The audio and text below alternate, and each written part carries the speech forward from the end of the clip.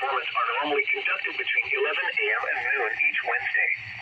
If there had been a threat of severe weather, the test would have been postponed until the next available good weather day. Reception of this broadcast and the warning alarm will vary at any given location. This variability, normally more noticeable at greater distances from the transmitter, can occur even though you are using a good quality receiver in good working order. The warning alarm will be activated for watches and warnings.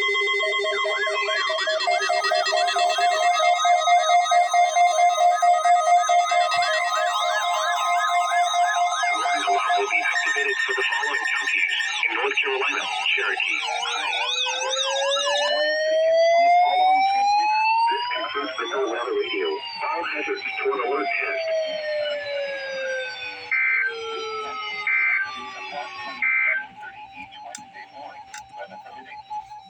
If this had been an actual emergency weather situation, the warning alarm would have been followed by an actual watch for warning.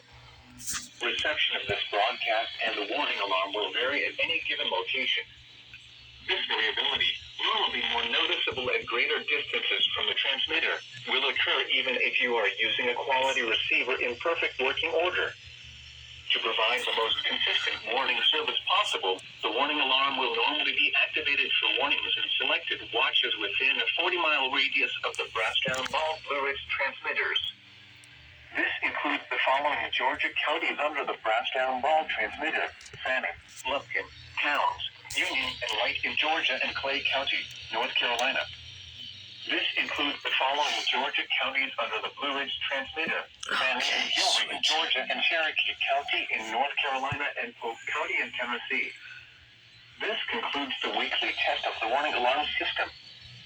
We now return to our normal weather broadcasting.